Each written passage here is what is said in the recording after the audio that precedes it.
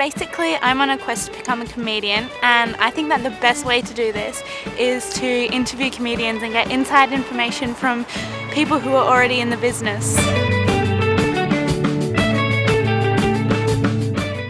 What made you want to become a comedian? I'm very talented. This is not a real job, so don't think you can go study it and go, yeah, I'm going to do that professionally. The only person I know who's done that is Tom Ballard, and he's a freak. Look at me, like me, like me. Do you think that personal stories work better than generalizations? Yes. Yeah. I think generalizations mean it all just sounds the same, everything feels the same. There's no truth to it, there's no honesty to it, there's no originality to it. Any person that creates something, you want to make something original. So there's generalizations, anyone can create it. I'm at the kind of age now where I feel like I should buy a house. I mean, I haven't bought a house because A, auctioneers don't appreciate loose change. And B, I hated how real estate agents bamboozle me with all their jargon. Not for me, because I just make up nonsense. Mine's all made up. Mine's silly.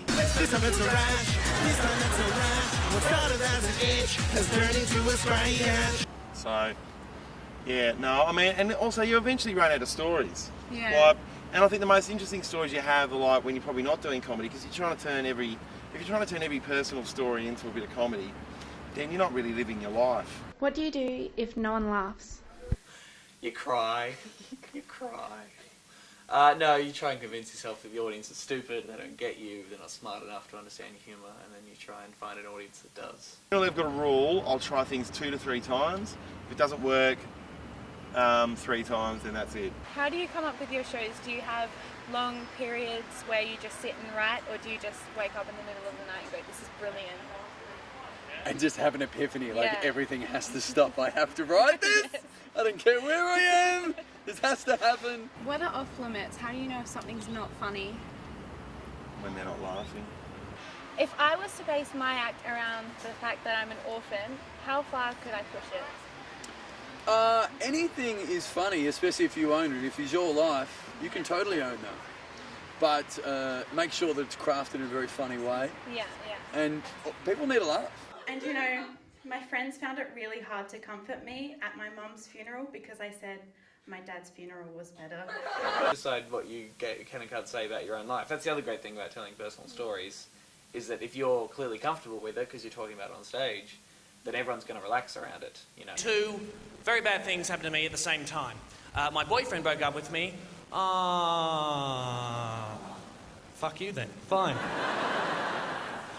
My boyfriend broke up with me, and I contracted scabies. Boo! Comedy in itself is intrinsically a problem happening. It is a mishap.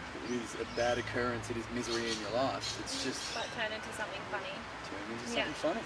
Stuff that I find really, really funny isn't necessarily funny to everyone else. Like that's my shows in general. Make sure you write the material, write it out, learn it, repeat it and go over it and over it. So even say it out loud at home like a crazy person. And then when you go to the gig, make sure you know it in its entirety. When you get to the gig, you'll be nervous. Before you go on stage, take 3 deep breaths.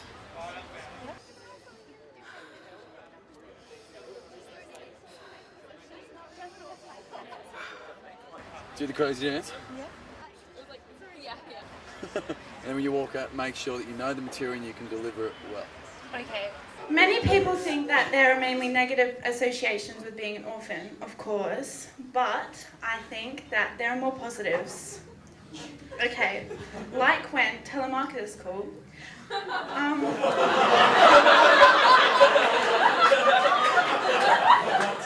they're like, oh, can we speak to your parents? And I go, oh, I'm really sorry, but they're dead. Do me proud, kid. I will. I'm so proud of you. I promised myself I wouldn't cry. I'm sorry.